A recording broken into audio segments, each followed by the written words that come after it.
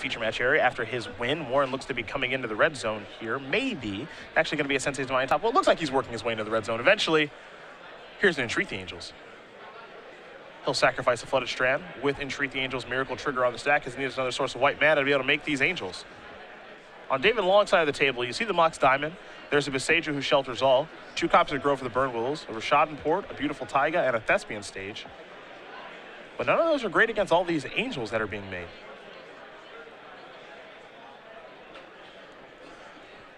So Beseju means he still has access to Loam, but in a very painful sort of way. Indeed, though at 27 at this point. Although Ward's going to be taking some pretty big chunks out of that life total the next couple turns. That is for sure. A bunch of Angels, 4 of them. Warren with a pretty nice board here. Counterbalance plus Sensei's Divining Top. He'll take a draw here for his turn. There's an island. So it looks like this all happened on the upkeep. Now here comes Vendilion Click. So Long's going to go down to 24. Click also nice in this matchup. The Miracles player, I think, is better served trying to speed things up, especially post-board when the Lands player has access to Beseju. And if the Lands player gets sloppy with their Loam, you may be able to tag it. Yep. Gonna cycle a Tranquil Thicket here, Will Long. Going to use green mana from Grove of the Burned Willows, which means that Ward Warren will gain a life.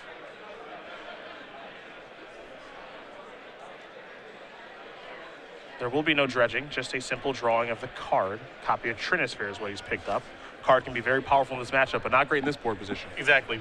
If David's able to land it very early on in the game, it can be problematic for Miracles to play back. But at this stage, with Ward having a board that can kill David over the course of 2 turns and a bunch of mana, Trinisphere is not a huge concern.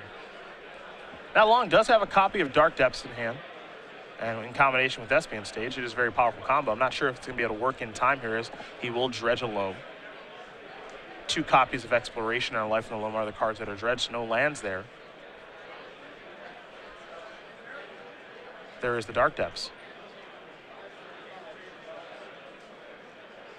It'll have 10 counters on it.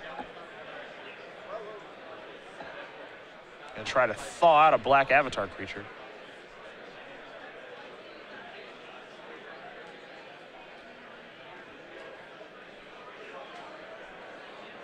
And Long will just pass the turn back.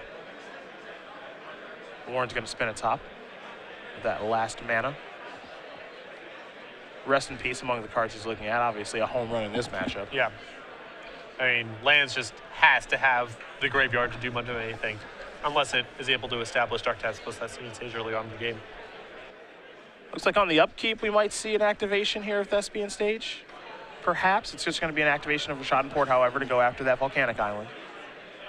Cavern of Souls has been played. We'll see what that will name.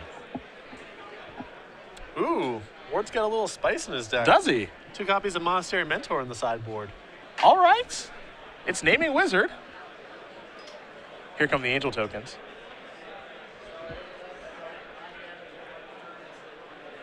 Stage is going to copy Dark Depths, and this will allow David to get a 20/20. Does Ward have an answer?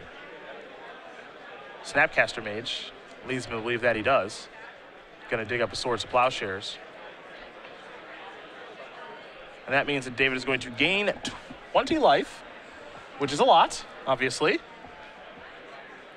But that thing's off the table, which is most important. And if Ward's able to follow this up with a Rest in Peace, it's just such a tough turn for David, because that was his one sequence that he had left on the board, basically. The rest is out of the graveyard. Looks like no Rest in Peace here. Just going to pass that turn back as long as down to 28. Long going to take a look at the graveyard. We'll see if he wants to dredge Loam or not.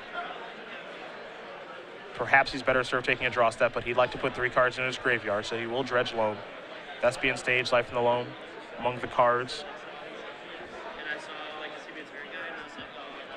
Another problem for David at this point is no exploration effect in play. And lands can be pretty anemic sometimes, even when Loam is going, because it can take several turns to establish some of the combos in the deck. Yeah, I mean, right now David is just playing extremely fair Yeah. Unfortunately for him, with one land a turn and maybe cycling one card a turn, he's not really doing anything broken, which lands is certainly capable of doing some broken things, but he's certainly behind on the board right now. Looks like he might be taking a look at his sideboard to see what his outs are in this situation. And you can see mana bonds in the sideboard there. He really shaved down on his ways to cheat multiple lands into play, and it's very hard for him to catch up in that spot if that happens. And he's going to concede the game. Warren is going to win this game and match. 2-0. Miracles will take care of lands, and Warren is off to a nice start with a little Cavern of Souls package going on. Yeah, it's an interesting one for this kind of deck because